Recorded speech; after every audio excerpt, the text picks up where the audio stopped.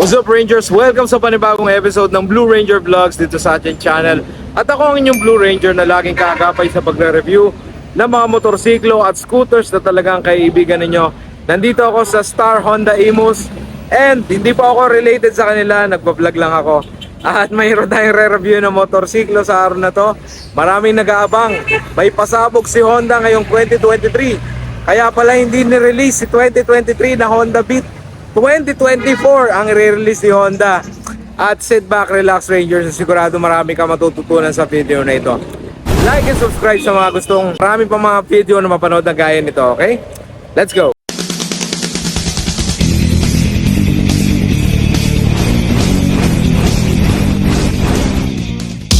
Alright, so Rangers, ito na yung sinasabi ko sa inyo kanina on my intro, Honda Beat 2024 version.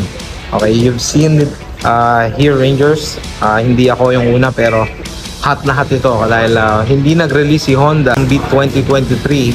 Pinaghintay tayo at naglaway yung karamihan sa ating mga subscribers, pero tingnan nyo naman ang pasabog ni Honda 2024 version. Iikutan natin ito and then we will discuss ano ba yung pinagkaiba nito sa luma, kasi this is the version 3 ng Honda Beat 2023. Yung kulay na to Rangers, ang ganda eh. So attracting talaga.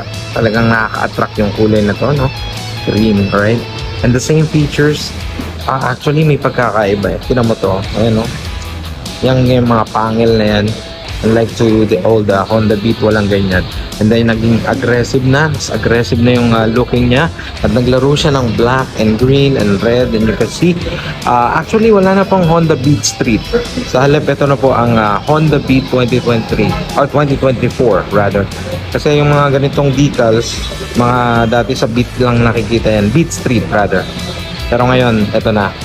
Diba? 2024 version. Naglaro siya, may glossy, may matte, tapos black, silver, you can see everything. May puti.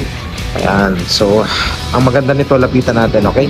So, yung kanyang design, no, yung kabuuan ng kanyang design, nandun pa rin yung pagiging aggressive, sporty looking, and at the same time, elegant.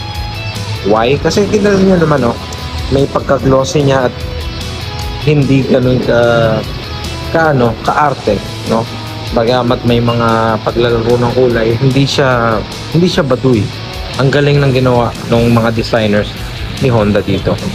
So, ayan, makikita natin. From the top, Honda, right? Detail po yan. Right? And dito, ayan, glossy. Ganda ng pagka-clean, ano? And dito, matte. Right? Ang kanyang ilaw dito ay bulb pa po yan, left and right turn signals. Pero, ang ginawa ni Honda this time, nakinig po siya sa mga reklamo at sa mga hinaing ng mga naghahanap ng mga LED na headlight. So yan, LED na po yan, LED, right? And nakita ko yung horn pala niya nandun, right? So yan kanyang horn na yung tapalodo na ginamit, same quality, matibay, malleable, hindi basta-basta nababasag, right?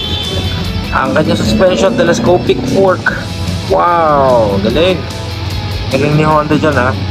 At kasi naka-Honda Beat sa AirPods si Papa. Shoutout sa iyo, Papa, no?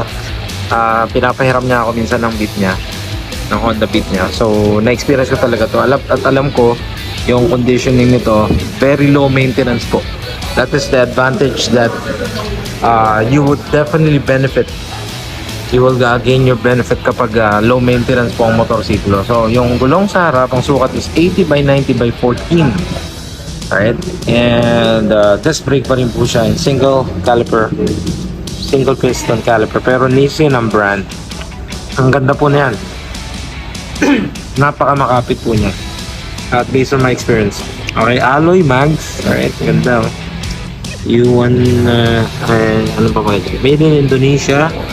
Ang tatak ng gulong ay Federal. Okay, alright.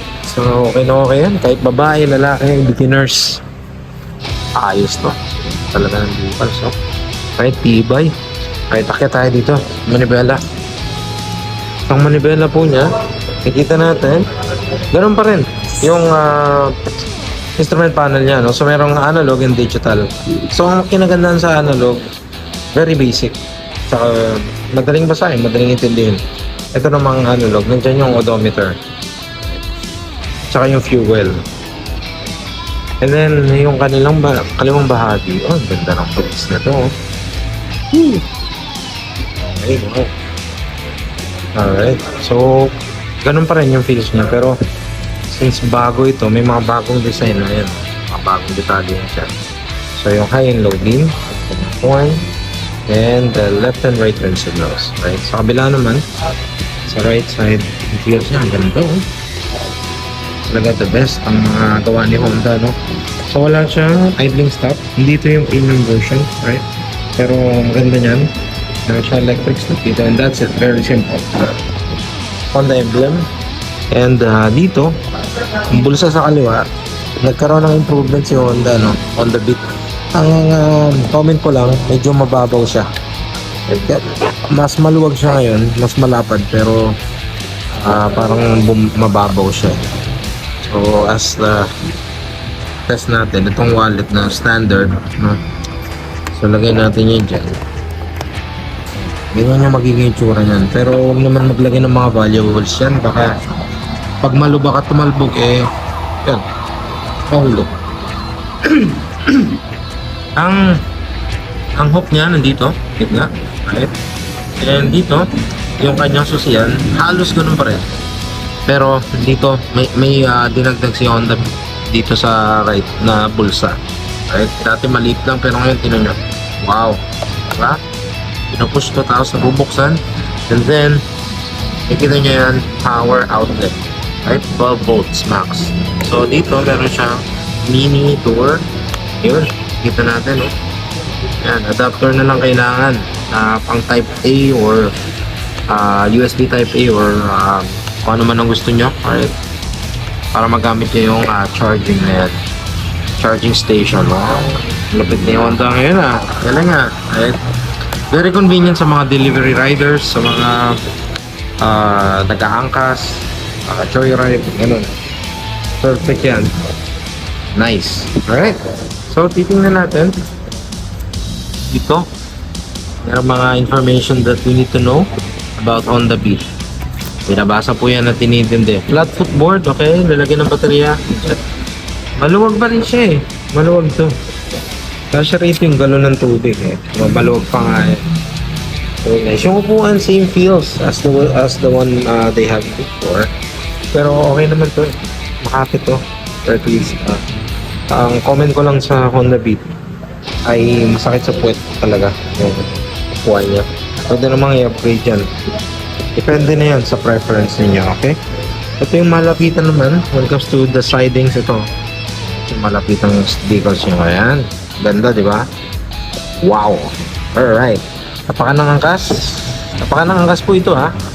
Hindi ang tapakan ng rider. Dito ang tapakan ng rider. Diyan.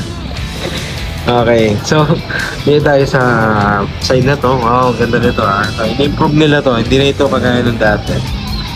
At mas madali yung access nyo for sa pag-change oil. Ayan, mas madali yung access nyo. Alright. And ito, may tapalodo pa rin siya rito. Actually, goma to, parang trapal. Para hindi tumalsik yung mga putik doon sa loob ng makina. Or yun, sa mismong makina. Okay, single shock or monoshock. Monoshock po sa likod. And then, tingnan naman natin pasukat ng gulong sa likod. 90 by 90 by 14. At federal naman yung tatak. By the way, it's drum brake sa likod. Okay. And dito yung tail light niya, integrated na po yung kanyang brake and left and right turn signals. Bulb pa po yung left and right turn signals at siguro itong brake light kasi hindi ko nakikita but I'm not sure about that. Okay, so ito pala doon sa likod, same as before, solid. Ang ganda ng mga design na tinagtag ni Honda, yun, diba? Alright, grab bar ng angkas, ganun pa rin, parang rubbery feels, parang goma. Okay, so dito sa kabilang side yan, may kita naman natin yan yung ESP or Enhanced Smart Power. So tipid siya sa gas, at the same time malakas yung power niya. And sabi ng staff, Shoutout sa staff ng Star Honda Imus. Ano daw to, pinagaan, mas pinagaan yung kanyang weight, yung dry weight ng sasakyan o ng motorsiklo. At sa same time, yung power ay nandun pa rin. Kaya mas makakaramdam yung speed talaga dito. Bubuga talaga ng Honda Beat yung kinakailangan natin. Kahit kargahan mo siya ng mabigat or basta pasok doon sa recommendation. Doon, babasahin po natin yun, pati yung manual. Right? At ang pinaka nagustuhan ko rin dito ay may kickstart siya. Kasi kung minsan, mapansin ko yung Honda Beat na AirPods, naglolo ko yung electronic start. Pero kapag may kickstart ka, at least may backup ka. Right? Alright, so eto na ang Honda Beat 2024 version. Okay, tumaas na rin pala yung fuel tank capacity niya, nasa 4.2 liters na po siya. Alright, at marami siyang, may mga bago din siyang kulay. Merong premium version na to, unfortunately, wala pa dito sa Star Honda Imus, but who knows, in the future, baka magkaroon sila, right? So, flash natin sa screen ninyo kung magkano ang presyo ng Honda Beat 2024 version 3. At babalikan ko kayo. And there you have it, Rangers. Nagustuhan mo ba ang bagong Honda Beat 2024? That is the version 3, Rangers. At for me, napakagaan niya. Mas gumaan siya as compared before.